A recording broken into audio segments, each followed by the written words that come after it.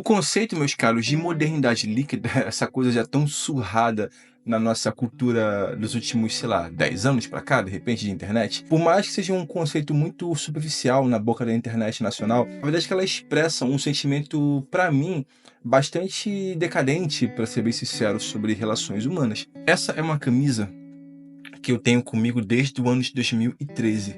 Sim, cara, ano que vem ela vai fazer comigo 15 não, ela vai fazer comigo 12 anos. E é muito interessante pra mim perceber que essa camisa, uma coisa material, durou muito mais tempo do que, cara, todas, literalmente todas as minhas relações de amizade no trabalho. O vídeo que eu vou gravar hoje, eu já gravei no canal principal, o Espectro Racional, mas, pô, faz 2 anos, irmão, aquele vídeo lá tá esquecido no canal. Eu queria trazer pra cá e reviver essa temática, de repente com uma nova perspectiva. Eu vou contar uma história pra vocês do que motivou fazer aquele vídeo e por que eu quero salientar aqui novamente essa questão de amizade no trabalho, porque eu percebo que sim, cara, essa é uma dor muito comum entre os brasileiros, eu diria que entre os seres humanos, essa questão de como depois que você cresce, é tão difícil construir amizades que duram pra vida toda, tá? Eu já falei isso num vídeo recente, mas aqui vai ser uma outra temática. Era em 2018, tá? O ano era 2018.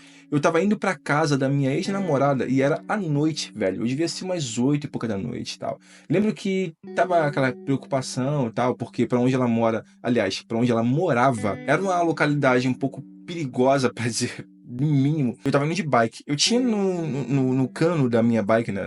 O canote onde você trava o banco, um aparelhinho que emitia uma luz vermelha que era muito semelhante a um giroflex do carro da polícia, aquela luzinha vermelha da polícia. Só que a minha era muito forte. Em um determinado trecho, eu sou abordado por 2 caras numa moto, apagada sem farol, sem qualquer tipo de luminosidade. Os caras me enquadraram, eu acho que eles deviam estar com alguma na cabeça, né? De repente alguma coisinha assim e tal, e eles estavam assim meio eufóricos e tal. Cara, levaram a minha mochila, o maluco ficou puto por causa daquela luz ali, e eu, tipo, atônito no momento sem ter muita reação, fiquei meio parado assim, meio congelado. O maluco arrancou o negócio da minha bike, né, a luzinha, tacou no chão, quebrou. Levaram a minha mochila, com o meu telefone antigo que eu tinha na época, tinha cartão da minha conta bancária. Ou seja, eu tive que ter todo aquele BO de falar, caraca, mano, levaram meu cartão do banco, e agora? Aí vai, liga pro banco, pede pra cancelar, só que aquela coisa, o banco que eu tava atrelado na época, era uma agência lá na Tijuca. Pra quem é do Rio de Janeiro sabe onde é que é a Tijuca, né? E eu, na época, trabalhei no Bradesco. O Bradesco, na época, era na Tijuca. Era na rua Barão de Itapajipe, ali bem ali no miolinho, ali perto do Aquilobo. E hoje em dia não tá ali perto da ponte Rio-Niterói. Eu ia ter que voltar em 2018, lá na agência da Tijuca, para poder pedir uma transferência para uma agência que era pertinho da minha casa, da Bradesco, né? E, mano, era 2018. Eu tinha saído do Bradesco em 2015. Imagina que você tirou umas férias de trabalho de 3 anos e você, putz, cara, vou reaver o pessoal do trabalho, vou reviver aqueles momentos e tal, ver se o pessoal, de repente, me chama pra gente sair pra almoçar em galera e tal. E eu nunca esqueço, tá? Isso foi... agora eu não me lembro, cara, se eu fui primeiro lá e depois na agência, ou se eu fui primeiro na agência e depois lá. Independente da ordem, eu passei lá no Bradesco, que eu nunca esqueço, mano. Isso era 2018. Chego na agência, poxa, eu sou ex-funcionário, tal. Tu pode ligar pro setor tal. Aí eu dei o número, falei o número das pessoas. E por ser hora de almoço, eu não tinha encontrado com ninguém. O pessoal já tinha descido tal. Então eu fiquei ali na espreita de repente encontrar alguém. E encontrei um primeiro camarada que era do meu setor. Esse já foi o primeiro choque. Encontrei com ele, fui dar aquele aperto de mão. Cara, esperava uma recepção mega calorosa. Pô, e aí, Felipe e tal? Como é que você tá, cara? Nossa, sumiu, esqueceu da gente. Não foi assim. Foi aquela coisa, tipo, aquele olhar meio, e aí, Felipe, pô, tal, pô, você por aqui, como é que tá? E não muito papo, aquela coisa, aquele sentimento meio de afastamento e beleza, cumprimentamos e foi isso. E eu, uai, aquela história assim, no celular, pô, será que eu tô fedendo?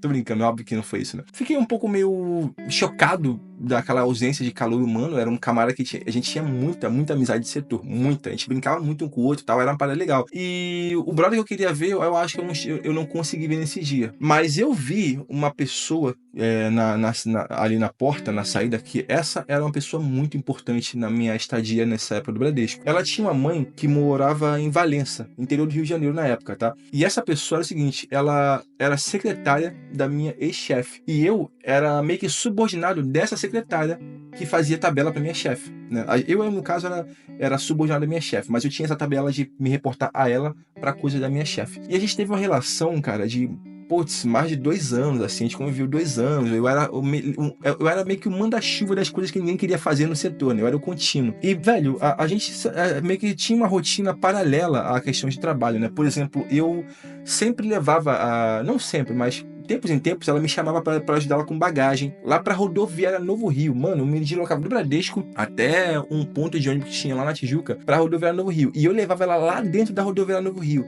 Deixava ela dentro daquela salinha de espera, porque Valência é longe, então era um ônibus de viagem, tinha que ser lá na rodoviária. Era uma coisa assim, minha irmandade. Às vezes ela me dava tipo, brindezinho de final de ano, assim, presentinho e tal. Eu também dava pra ela. Eu lembro que ela tirou um relógio pra mim no cartão dela. Então era uma relação, e essa era a pessoa que eu achava que realmente ia me acolher muito naquela visita. E que eu queria muito ver essa pessoa, essa ex-secretária. E eu lembro dela encontrar comigo bem na porta, assim, do Bradesco, e ela não ter aquele calor que eu esperava. Eu falei, pô, nossa, a fulana. Eu cheio de calor, oi, fulana tal. Aí ela nunca esqueço disso, cara, que bagulho estranho. Oi, Felipe, você não esquece da gente. Eu fiquei assim, sabe? Sabe quando a tela dá a tela. Quando o teu PC dá a tela azul, erro 404? Eu, caralho, mano, o que tá acontecendo? Tipo, são só 3 anos. Por que essas pessoas estão me tratando com esse afastamento? Eu fiquei, tipo assim, caraca, naquele momento em diante eu falei, mano, vou embora. Cara, aqui não tem ninguém me esperando. Não tem ninguém feliz em me ver. Não sei o que eu fiz, o que aconteceu, mas ninguém está aqui feliz de me ver, mano. Eu fiquei com aquilo na cabeça o resto do dia, nunca esqueço. Porque, de repente, eu cheguei a pensar que talvez as pessoas estivessem sem jeito, porque, pô, 3 anos, de repente o Felipe se arrependeu, que é uma força aí pra deixar de novo um currículo pra voltar pra empresa. E, obviamente, que não era essa a situação. Sim, eu tava querendo trabalhar, mas eu não tava querendo voltar pro Bradesco, porque, na época, eu já tinha essa questão, mano, eu não quero esse tipo de trabalho, sabe? Eu não gosto de setor cooperativo e tal. Eu entendo que talvez seja esse o motivo, mas eu realmente não queria nada daquilo. Só que, de repente, era isso. Eu tentei racionalizar, eu falei, tentei achar uma explicação. Mas, cara, eram 3 anos. Eu só tava um dia lá. Eu não sei se eu cheguei a aparecer lá mais de uma vez. Não sei, cara. Eu acho que era a primeira vez que eu tava voltando lá em 3 anos pra falar com as pessoas. Eu só queria, tipo assim, era horário do almoço, de repente procurar o pessoal pra trocar uma ideia, sentar pra tomar uma água, um refri, almoçar. Não ia beber cerveja no dia de trabalho do pessoal, né? E eu lembro que voltei pra casa com aquilo na cabeça e eu comecei a racionalizar, mano. E eu fiquei pensando que talvez, de repente, cara, essa questão das relações líquidas, isso se aplica muito mais do que a gente imagina. Porque, cara, vamos lá. Ambiente de trabalho, as pessoas, elas querem fazer uma amizade para tornar essa estadia uma coisa muito mais leve, muito mais palatável, por assim dizer. Quem é que quer estar num trabalho onde você está com pessoas e você não tem uma relação de amizade, você tem uma relação meramente superficial e interpessoal? Ninguém quer, as pessoas gostam, né? Tanto que as empresas, elas meio que tentam cultuar essa questão das relações mais calorosas para tornar o ambiente de trabalho muito mais humano. Só que o que acontece as pessoas, elas sabem separar muito bem as relações de trabalho das relações de amizade. Só que o que elas não conseguem de verdade é separar o comportamento. Você não consegue diferenciar, pelo menos hoje, na época eu não conseguia, hoje eu consigo, a ideia de que aquela pessoa está sendo amiga com você porque é um ambiente de trabalho, mas que de repente quando você sai, você é demitido, você se desliga da empresa e ela se desliga, parece que vira uma chave, sabe? É como se a coisa fosse meramente uma ferramenta, né? A amizade, a relação de amizade é como se fosse uma ferramenta que as pessoas empregam para poder ali tornar o trabalho uma coisa palatável e fácil, e conseguir ter uma relação com você. É quase como se fosse uma espécie de utilitarismo, eu diria, tá? Só que pra mim isso é bem frustrante, entendeu? Pelo menos na época foi muito frustrante. É claro que eu perdoo esse tipo de comportamento nas pessoas, porque eu que era inocente, né, cara? Eu era muito virgenzinho, né, de relações humanas, assim, sabe? Da cabeça humana. Mas eu realmente me admiro quando eu paro pra pensar que esse pedaço de pano conseguiu durar muito mais na minha vida do que algumas relações de amizade. E eu não vou me isentar da ideia de que, sim, isso também tem partes de culpa, né, da minha pessoa. Eu também deixei de procurar muitos dos camaradas. Eu lembro que teve um deles, inclusive esse cara que eu fui procurar ele primeiro, ele chegou a me procurar tempos depois pra. Tipo assim, pô, cheguei aqui na minha casa, ele mora em Madureira, tomar uma cerveja ali de repente no calçadão de Madureira, não sei. E eu lembro que dizia que ia e nunca fui.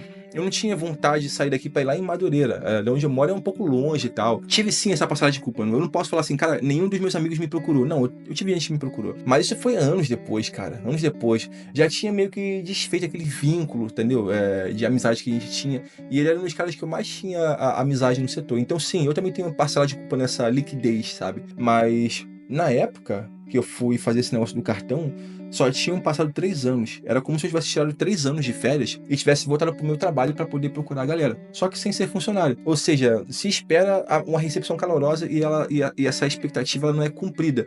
Claro que ninguém é obrigado a atender suas expectativas. Parte de ser adulto, cara, realmente é você entender que existe um limiar que separa muito claramente as expectativas do adulto e o que é entregue. E a frustração é essa junção, né? Esse choque, para ser bem sincero, daquilo que é esperado e daquilo que é entregue, sendo que as pessoas não têm nenhuma obrigação de entregar para você aquilo que você está esperando. Existe ali uma quebra de expectativa que gera frustração. Isso é ser adulto. Aprender a lidar com isso é amadurecimento. E quando eu fiz esse vídeo há 2 anos atrás, quase 3 anos, eu não tinha muito esse tato, né?